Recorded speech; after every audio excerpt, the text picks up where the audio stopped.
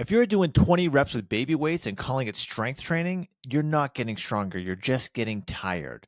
So let's cut the BS. High reps with low weight may feel hard, but according to the science, is not the best way to build real muscle, bone density, resilience, and durability. So ask yourself, is your goal to have tired muscles or strong muscles? So let's break this down. My name is Aaron Shaw. I'm a health span coach, strength and conditioning specialist, occupational therapist, and full-time coach. And I love helping busy, high-performing people in midlife, typically, reclaim strength, energy, and durability through smart, science-backed training. No fads, no BS. We just have to follow the science if we want real results. And this specific topic is absolutely crucial. It's something that I talk with all of my coaching clients about, and I can't spread the word enough. So that's what we're here to talk about today briefly. This is going to be a quick episode of Healthspan Digest. We're going to break down the difference between high reps and high resistance with strength training, with resistance training, and why it matters more than ever if you are in midlife. And because I am a certified strength and conditioning specialist, which is a certification through the National Strength and Conditioning Association, most of this content that I'm going to talk about here following these basic guidelines through NSCA. So here we go. When you are doing resistance training, and this means pushing, pulling, lifting, squatting, bicep curl, shoulder press, when you're doing these exercises, there are guidelines for the number of repetitions to perform to get a certain result. So generally speaking, when you do lower repetitions, meaning 1 to 5 repetitions, when the dose is correct, when the resistance is correct, you are building maximum strength. So 1 to 5 repetitions in our mind, I just want you to think if you're doing something that is very challenging to accomplish 1 to 5 repetitions, you are really building strength.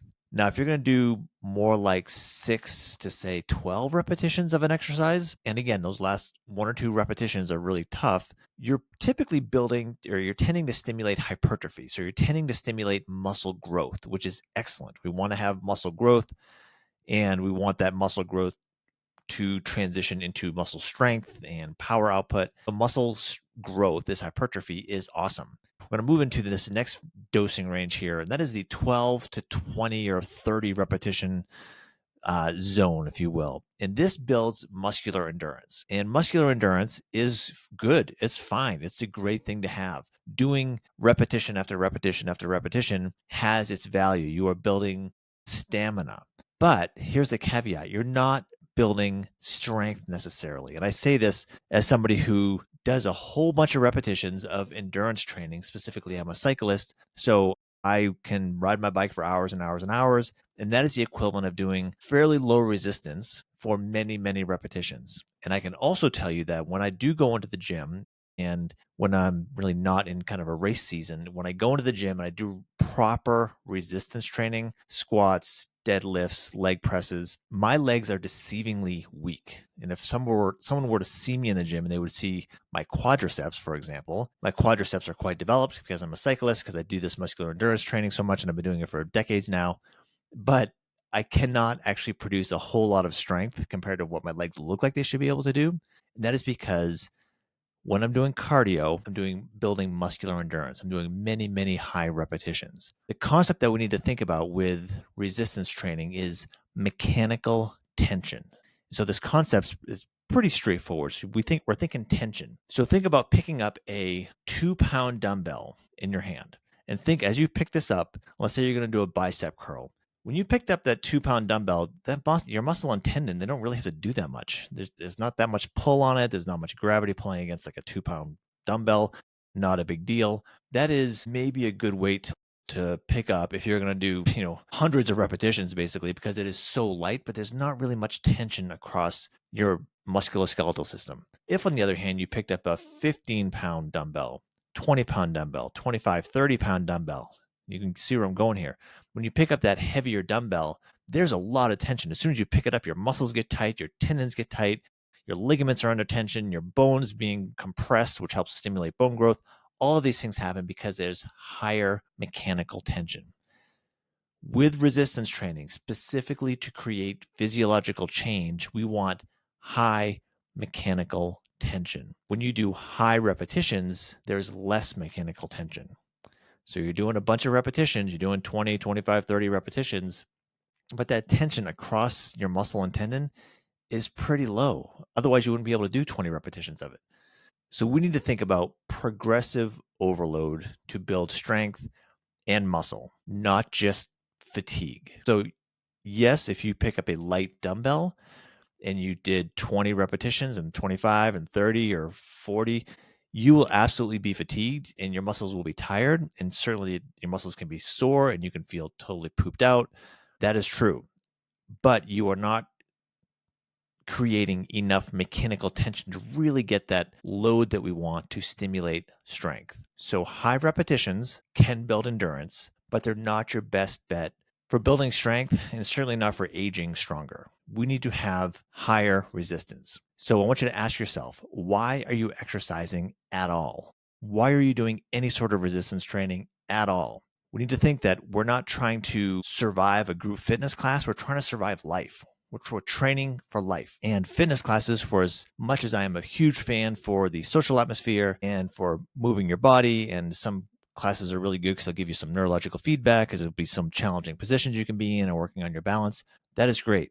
But 99.9% of the time, group fitness classes are not for building proper strength. Real life doesn't ask you to do 30 body weight squats. Real life asks if you can pick up your kid or your grandkid off the floor.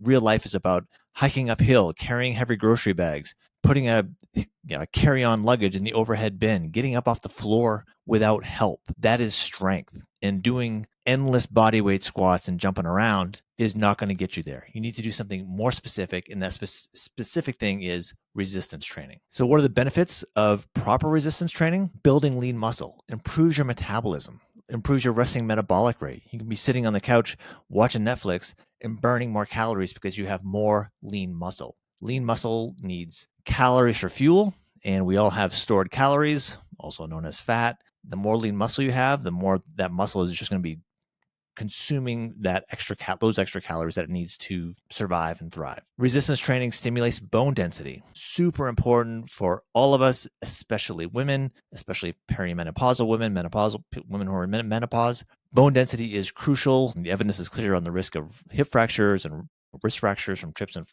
falls.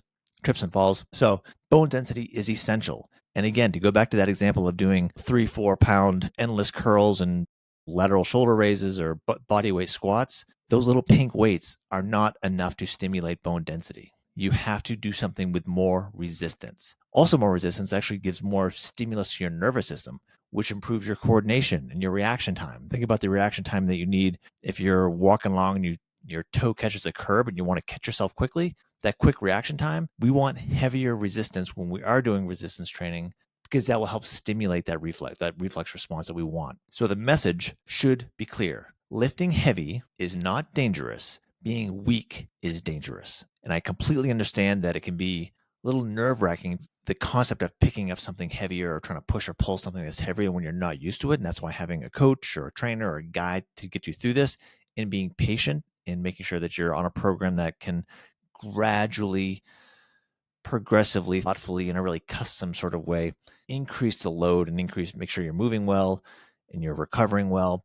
That's super important. But to be clear, you can be lifting things that are heavy, challenging for you, not for the steroid injecting dude next to you in the gym, but something that's specific to you. They can be done safely and the rewards are huge. Otherwise, it's sad to go to the gym and see so many people doing the same exact exercise over and over and over, these tiny little weights. And it's when I see people doing that for days, weeks, and months and months and months and months, it's sad because they're not actually doing anything to stimulate physiological change, meaning it's a waste of time, absolute waste of time, a waste of energy, and it's heartbreaking to see. So what is the signal? This is what we need to ask ourselves. What is the signal that we're trying to send to our body with our exercises? What are we trying to tell our body to do or ask our body to do? If our workout isn't sending a signal to adapt, you're not getting better. You may just be getting sore, and you certainly may just be getting tired, but being sore or tired isn't necessarily the signal to be stronger.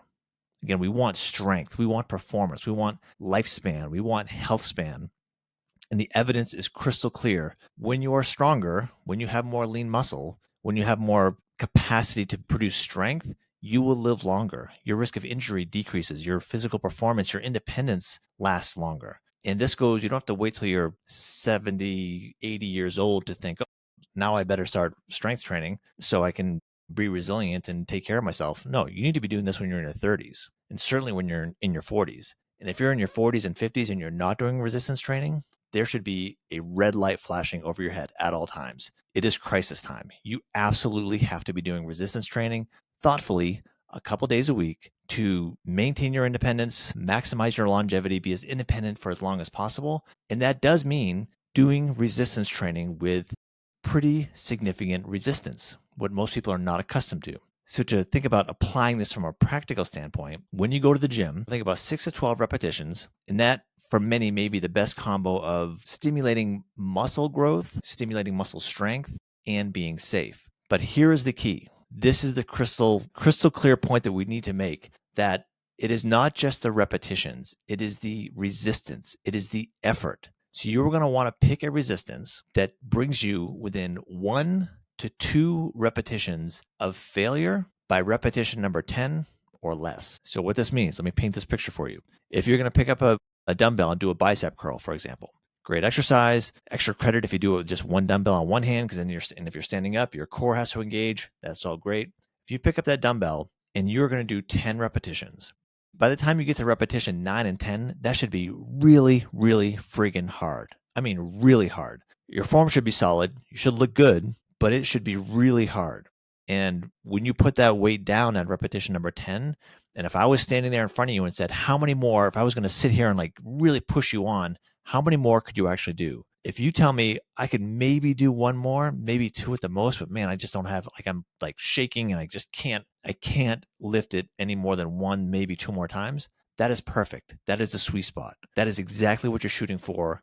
If, on the other hand, and this is where most people, when I first start coaching them, this is where we sort of get a little bit of a reality check, where they'll do that 10th repetition of the bicep curl. And I say, okay, how many more can you do? Well, I can maybe do one or two more, or maybe three, well, 3 or 4 more. Okay, keep going. And if that person can do 3 more repetitions, 4 more repetitions, 5 more repetitions of that same weight doing the bicep curl, the key is not to keep on doing more repetitions. The key is to put the weight down, pick up a heavier weight. That just means that you're not lifting heavy enough. And that is for probably 80% of the people I see in the gym are not lifting heavy enough. The other 20% are either probably spot on. Then there's, of course, a handful of people that are lifting, basically just waiting to get hurt because they're lifting far too much. But the key here is, the absolute most important thing is when you set down that weight from your resistance training session, from your resistance exercise, you should only have this sense that I could maybe do 1 or 2 more repetitions. That is it, because your form's going to start to fail. If that's the case, you're just right. And I would suggest really focusing some time on compound lifts. These would be things like deadlifts or rows, some presses, some split squats, things that really challenge your musculoskeletal system overall and your nervous system overall. And you can mix up the repetition ranges. So to be clear, some exercises you could do 5 repetitions, some you could do 10, some maybe you could do 12. But the key, the absolute most important thing, is that you are prioritizing the challenge. The challenge is far more important than the number of repetitions you do. So when you're done, maybe in your mind think, instead of how many repetitions did I do, think, how hard was this? How challenging was these last few repetitions? And if those last few repetitions were, no, it's pretty good, it was starting to feel a burn, wrong, not good enough. If you ask yourself how challenging was the last couple of repetitions, and you think, holy crap, that was last 1 or 2 were like super hard, I really had to dig deep. Perfect. So here's the deal. The key, resistance, for most people who are listening to this, they're not lifting heavy enough. If your go-to dumbbell that you go to reach for, either at home or in the gym, is pastel in color, I would say you need to reach out to me, because I bet 99% of the people who are picking up those little dainty weights can be doing so much more for your time and effort and get so much more benefit out of it than doing endless repetitions of super lightweight. It's just not moving the needle. It's not stimulating your physiology enough. It's not enough tension on your tissue to actually create change. You may be making yourself tired. That's okay. Is it really making a big difference in your lifespan and health span? Absolutely not. If you're not sure how to progress your program, your training, the repetitions, the amount of resistance, I can help. That's what I do all the time. I do one-off consults, no strings attached. I can give you a personalized training plan, a one and done, or be your accountability buddy for years. Like I have many clients that I've been working with for years through my smartphone app. So here's one thing you can do today to extend your health span. Actually, I'm going to make this two things. First thing is just to ask yourself this question. Is your goal to have tired muscles or strong muscles? If your goal is to just have tired muscles, you can stop listening. If your goal is to have strong muscles, then this is what you need to do. You need to make sure that you are lifting heavy enough resistance when you're strength training, which I know you're doing at least a couple days a week, that when you put that weight down, you have done 5 to 10 repetitions. The last couple repetitions were super hard. And you know that if I was standing there in front of you, encouraging you, you would maybe be able to do 1 or 2 more repetitions, but not more than that, meaning it was hard. Yes, resistance training is hard. Living a long life is challenging. Living a healthy long life is even more challenging. It takes some intention. It doesn't happen by luck unless you have some amazing genes. And if you do, then more power to you. But if you want to have a life of decades with really good, high quality performance into your 60s, 70s, 80s, and beyond, you have to do strength training. You will live longer, but you have to do it right. We're not training for an exercise class. We're not training to do 30 bodyweight squats. We're training for function. If you have any questions about how to maximize your function in the least amount of time possible with no frills, just straight up science, whether that's exercise, nutrition, sleep, that is what I do with all of my coaching clients. Hit me up, reply to this episode. I'm happy to do consult with you, happy to brainstorm what would work best for you. And until next time, get to the gym, lift some weights.